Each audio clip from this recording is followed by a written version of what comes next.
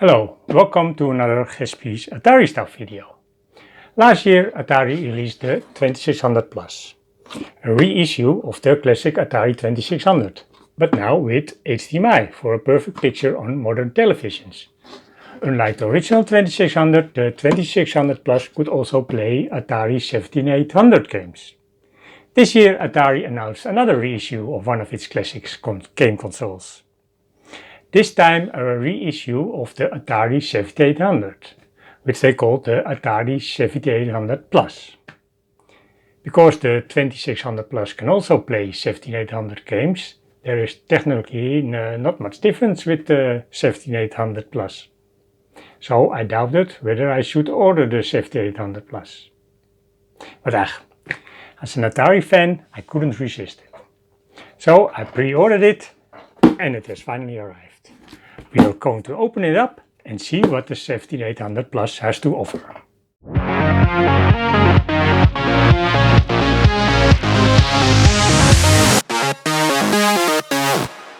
Atari has, just like with the 2600 Plus, of course, provided the 7800 Plus with HDMI. And they have chosen to base the remake on the European version of the 7800. This version looked a bit different compared to the US version. It had a larger rainbow and another logo, but the biggest difference was they were delivered with other controllers. Gamepads instead of a joystick. This gamepad is also included with the new 7800 Plus, but this time as a wireless version. And together with the 7800 Plus, Atari also announced a wireless version of its classic CX40 joystick. And I also pre-ordered that one, to use it together with mine 2600 Plus. So let's open these boxes so we can review them in this video. Okay, which one should I start with? With the 7800 Plus or the CX40 Plus? Let's start with the joystick. Nice, you can open it easily without cutting.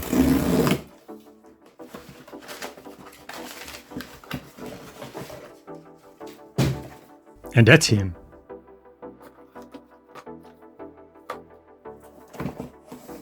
With two wireless dongles. Great.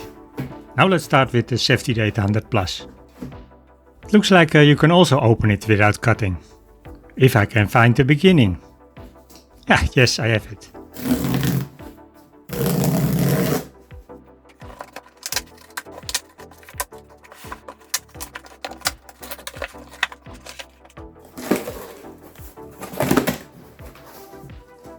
What a beautiful box. And a different layout than you always have seen in the promos for the system. Let's compare the boxes. This is the box in which the 7800 Plus is now delivered. And this is the box that you kept on seeing in the promos. This box is still on the Atari website. The final 7800 Plus box looks more like the original 7800 box. The Atari 7800 was released in Europe in 1987 in this box. But let's take a closer look at these. First, the 7800 Plus. The front of the box. On the bottom, the specifications in 5 languages. More logos on the sides.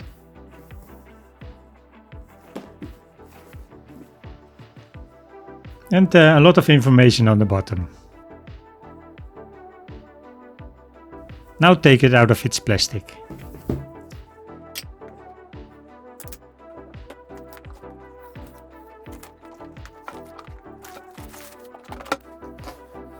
Oh, the flap still stuck with a piece of tape.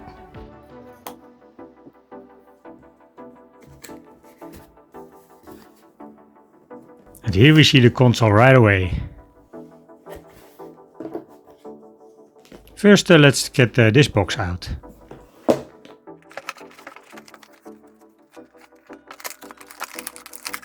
The controller and the game cartridge. And underneath some cables. An HDMI cable, Atari branded. And two USB-C cables. One for the console and one to charge the controller. And this is the Bentley Beers Crystal Quest cartridge. Only in the sleeve, so you don't get the big box.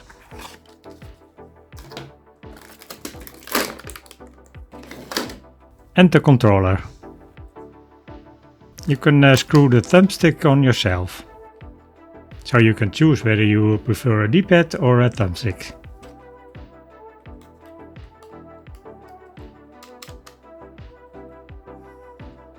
And here we have two dongles. One with DB9 for the 7800 Plus or any other Atari console. And one with USB. So you can also connect it to a PC or another console.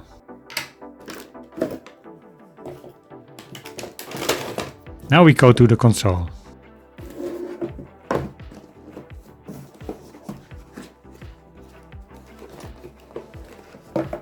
Nice, again with the plastic cover, which you could also use as a dust cover. And here we have him. It looks really nice.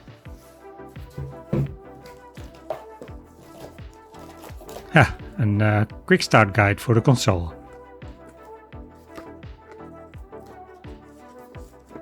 Oh, it's only one page.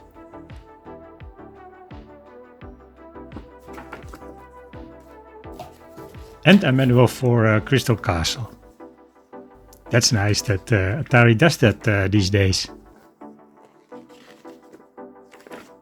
And even in full color.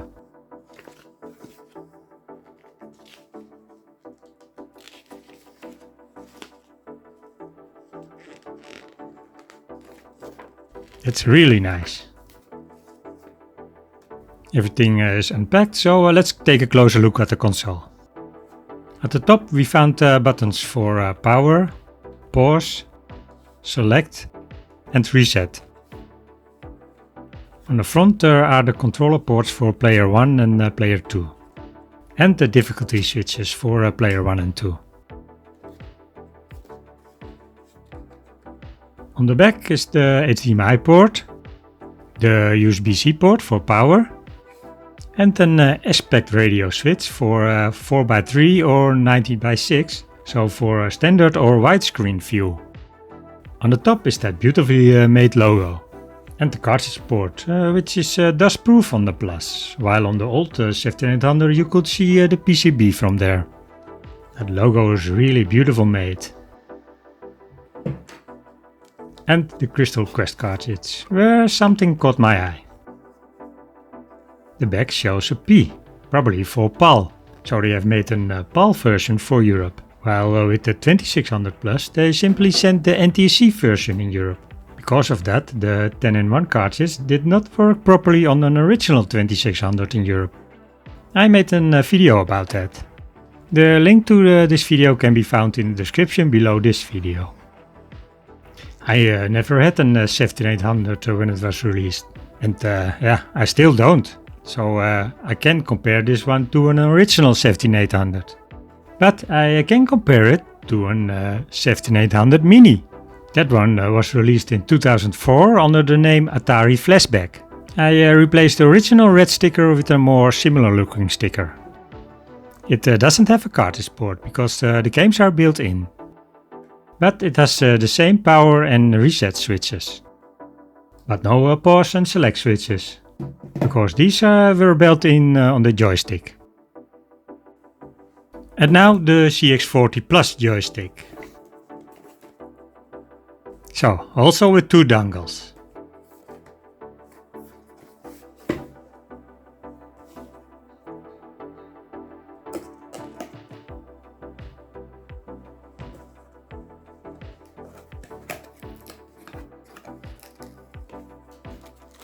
And also with an USB-C cable. And the two dongles, an DB9 and an USB.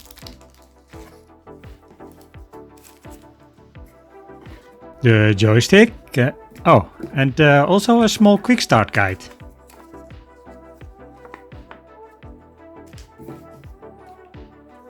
Well, the joystick feels like we are used to from Play On. Identical to the original. but now wireless. The light is already flashing, it's searching for the dongle. But otherwise, fine. But it is nice that there is no wire dangling from it. And here we have the CX40 Plus wireless.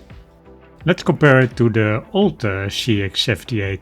This is the original wired CX40 from 1987. The new one will be a bit heavier because of the battery in it.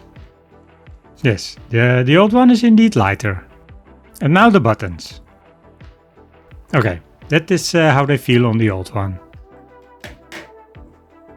And on the new one, yeah, hey, they seem to feel a bit more clicky.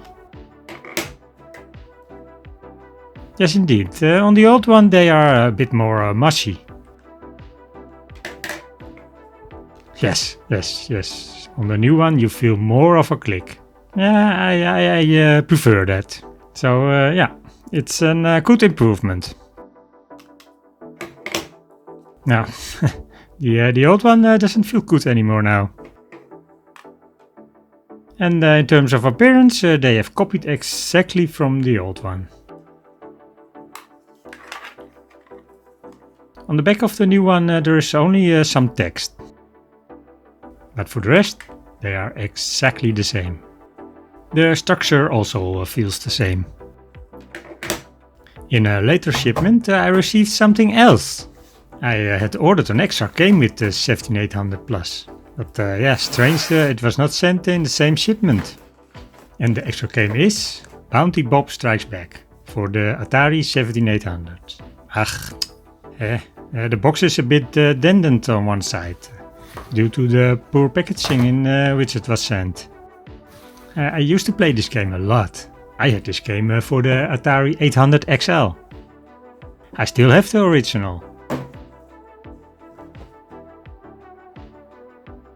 But it was just a tape edition back then. So it had long loading times, which wasn't nice. Now we're going to take it out of its packaging.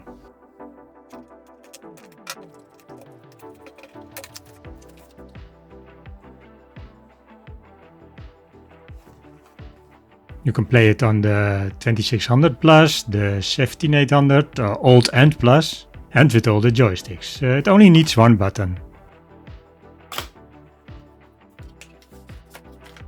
It also comes in a sleeve. And let's have a look. Yes, there's also a manual included.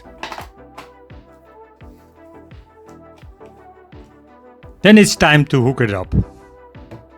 I connect it to the cables that are already there for the 2600 Plus.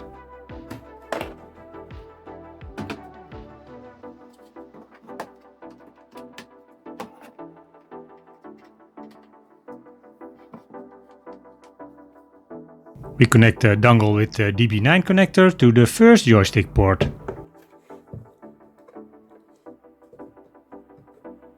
When we turn on the 17800 Plus, we see that the light on the dongle starts flashing. Then we press a button on the CX78 Plus so it turns on. Then we press the sync button until the light starts flashing faster. Now the controller is connected to the dongle. When we release the button, the light will burn continuously on both the controller and the dongle. I turn the console off again and insert the Crystal Castle cartridge. And turn it back on again. The 17800 starts up with the familiar Atari logo. And the game is loading. It can take a bit longer now because the 17800 games are a bit bigger. Hey, I see firmware version 2.0 on the bottom right. In various reviews of YouTubers who received a VIP kit, I saw that version 2.1 was shown there. So a firmware update will probably be coming soon. Bendy's Beer Crystal Quest is loaded. Well, let's go play it. I never played this game before, so I won't get very far.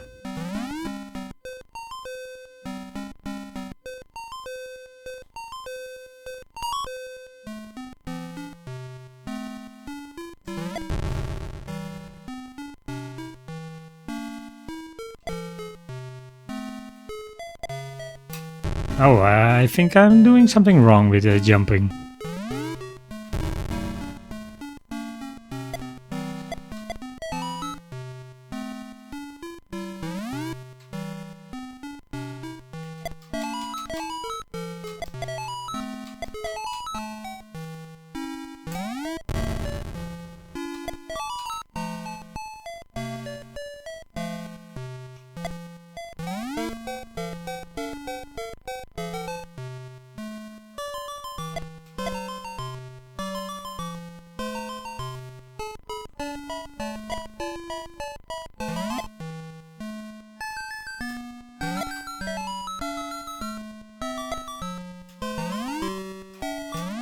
Look, here I go. Well, I still have to practice a lot. Let's try that other aspect ratio. So this is how it looks like on a wide screen, all stretched out. Now, I think it's better in a 4x3 mode. Now I have connected the original wired CX40.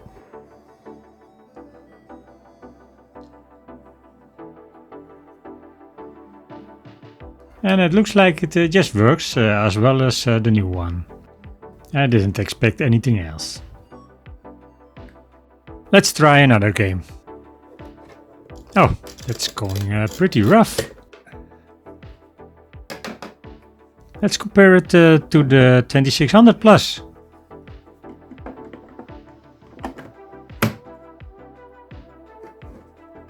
Yes, that's going a lot easier. Now at Read they had to prove the card support so that the games can be loaded better.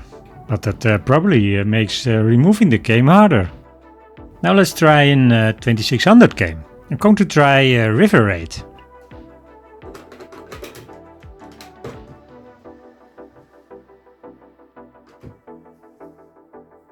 Great, starts up without problems. Let's play a bit.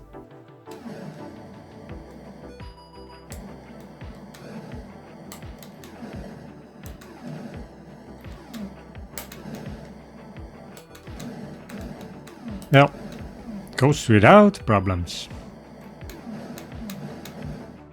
In the manual of Crystal Castle it says that if we want to play the game on the 2600 Plus, the firmware must be updated. It shows an address where we can download the update. But when I go to that address I get a 404 error. The page does not exist yet. But I will place another link in the description which does work. Now we're going to play my other 7800 game, Bounty Bob Strikes Back. What I can still remember of it is that it's more difficult than it seems.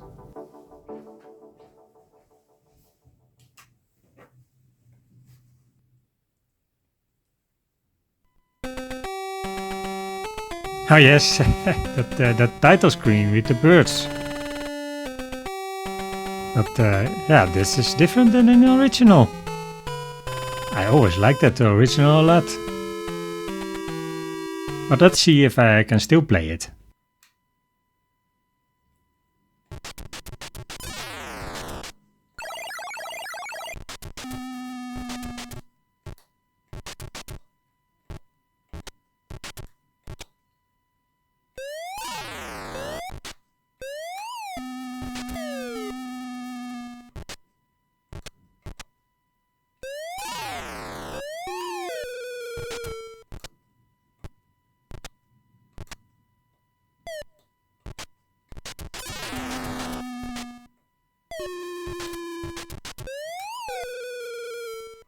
I see now that I skipped a part.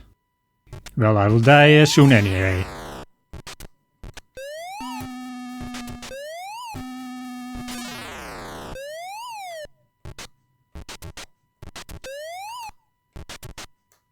Yes, now I'm too late for that other monster.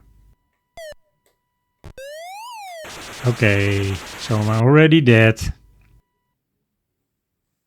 Still, let's take a look at the original title screen. This is Bounty Bob Strikes Back for the 800 in the Atari 50 on the VCS. Look, here we see the title screen. Now those birds are going to pick up all the letters. I always liked watching it. Too bad this wasn't included in the 17800 version. But the 17800 Plus has something new. To see this, you have to turn on the console without the cartridge. Then you press select and reset at the same time. Then you get a settings menu. You can walk through this with the select switch. This way you can turn on the 50 Hz mode on and off. Or a bilinear filter on and off. Or set a phosphor filter. Apparently only for 2600 games. I read that there was a lot of demand for these kind of settings. But PlayOn didn't want to do that at first because it would ruin the whole basics experience. Now I recently updated my 2600 Plus to version 2.0. Is there a settings menu in there now too? So select and reset down and nothing. No settings menu here. Okay, now we're going to try the new CX40 on the 2600 Plus. For that we connect his DB9 dongle to the joystick port. Here too the light starts to flash. And press the sync button again.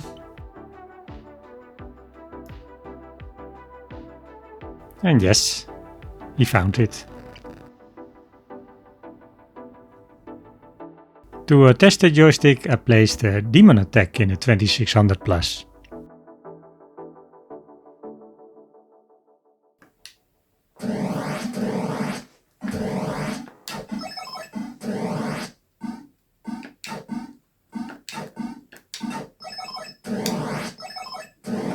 Well, that plays nice and familiar. But now wireless.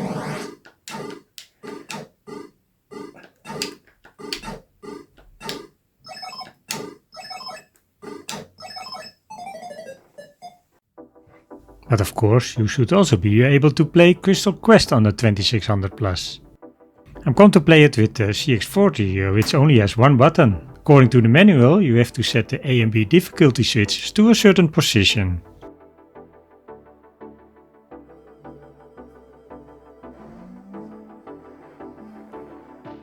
Well, here we go.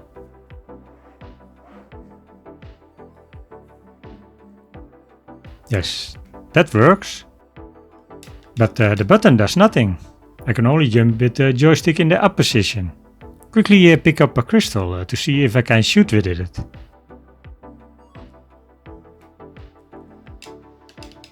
No, that either. So that doesn't work yet. Maybe that will be solved in a firmware update. But of course you can play Crystal Quest with the CX78 on the 2600 Plus. Then you can jump and shoot. Just like on the 7800 Plus.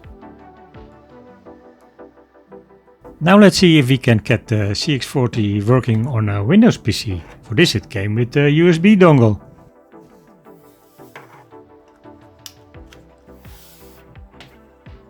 When I connect the dongle, I see an unknown device has to be found. But after a while it becomes an Atari CX wireless controller.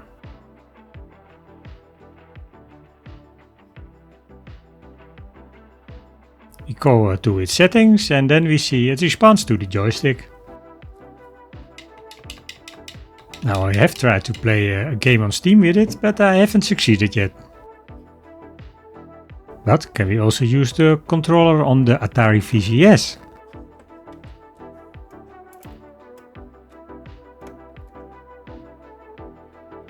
The dongle does not fit on the front because of the edge of the VCS.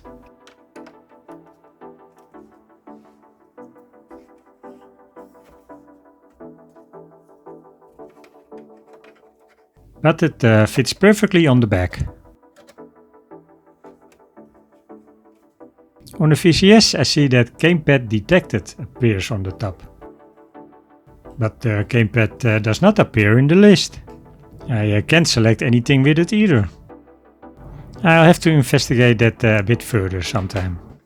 So, that was the Atari 17800 Plus. What do we think of it? Well, I have to say that I didn't have an Atari 17800 in my youth. In that period I was only busy with Atari XL computers. I can't remember ever seeing one back then. So I don't have nostalgic feelings for this model. But I do have that with Atari 2600 Plus. But the Atari 7800 Plus comes with some advantages. The wireless connector, for example. Although, yeah, you can of course buy that one separately. But in terms of hardware, it also seems to have had an upgrade. It has a slightly newer CPU, for example. And yeah, the cartridge port has been improved. But all in all, I think it's not worth buying a 7800 Plus if you already have a 2600 Plus. Unless you have nostalgic feelings for this model, because you had one in your youth. Or of course you are a big Atari fan, as I am. And then, yeah, you have to buy one. And this concludes this review video. So, please hit like and subscribe and write what you think in the comments below this video. Then for now I say, see you at the next Atari stuff video. Bye!